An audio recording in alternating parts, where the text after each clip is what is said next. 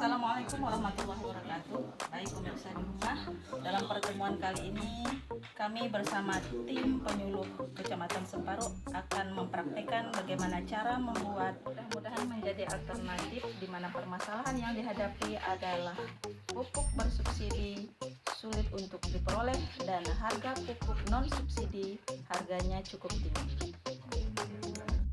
Adapun alat yang pertama yang kita perlukan dalam pembuatan JMS adalah bak penampung yang berkapasitas kurang lebih 20 liter air. Yang kedua yaitu kain saring yang kita gunakan untuk memeras bahan. Kemudian yang ketiga yaitu tali. Kemudian yang keempat alat yang kita butuhkan adalah pisau yang kita pergunakan untuk memotong-motong kentang. Kemudian alat yang kelima yaitu batu yang berfungsi sebagai pemberat ketika dalam proses fermentasi. Adapun bahan yang kita gunakan dalam pembuatan JMS ini yang pertama yaitu soft water atau air lunak, di mana di sini kita pergunakan yaitu air hujan yang sudah cukup lama. Bahan yang kedua yaitu leaf mold, di mana ini merupakan sumber mikroorganisme solution yang kita ambil dari seresah batang bambu. Bahan yang digunakan adalah kentang, di mana ini sebagai sumber karbohidrat sebagai bahan makanan dari pertumbuhan mikro. Yang terakhir yaitu air laut yang kita gunakan sebagai sumber mineral, di mana ini akan dipergunakan oleh mikroorganisme untuk proses fermentasi. Ketika daerah yang sulit memperoleh kentang dalam proses pembuatan JMS, bisa kita pergunakan bahan alternatif sebagai sumber karbohidrat, misalnya pisang, ubi, dan nasi. Namun, di dalam proses pembuatan ini, ternyata yang lebih baik untuk pertumbuhan mikroorganisme adalah kentang. Proses pembuatan yang pertama yaitu kita siapkan soft water atau di sini kita gunakan air hujan kurang lebih 20 liter, kemudian kita masukkan ke dalam bak penampung. Untuk langkah pembuatan berikutnya yaitu kita siapkan kentang yang sudah direbus, kemudian kita potong-potong hingga berukuran lebih kecil sehingga mudah untuk dilunakkan. Setelah kentang kita potong-potong menjadi ukuran kecil, kita masukkan ke dalam kain saring, di mana ukuran yang kita pergunakan untuk 20 liter air yaitu ukuran maksimal 300 gram dan untuk idealnya 100 gram.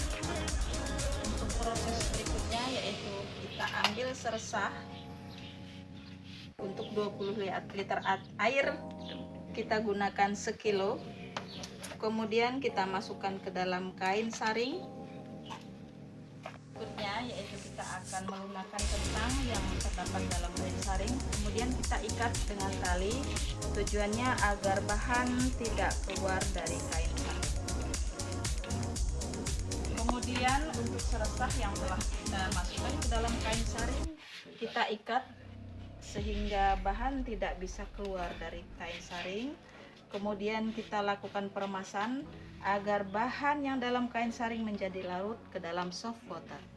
Proses pembuatan ini, kentang yang telah kita simpan dalam kain saring kita remas ke dalam soft water atau air sehingga menjadi lunak dan hancur. Ya, dan seresah kita juga memeras di dalam larutan atau soft water sehingga menjadi homogen. Dalam kain saring kita masukkan batu, berfungsi sebagai pemberat agar kain saring tidak muncul ke permukaan. Kemudian diikat ulang agar bahan tidak keluar dari kain saring. Dalam pembuatan yaitu kita campurkan air laut sebagai sumber mineral.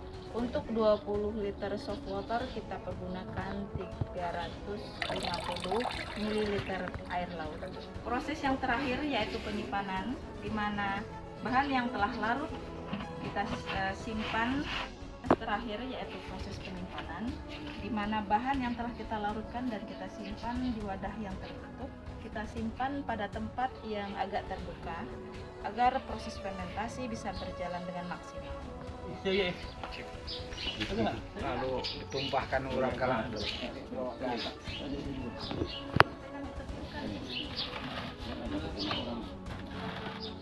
BPP Sebaru jaya jaya jaya.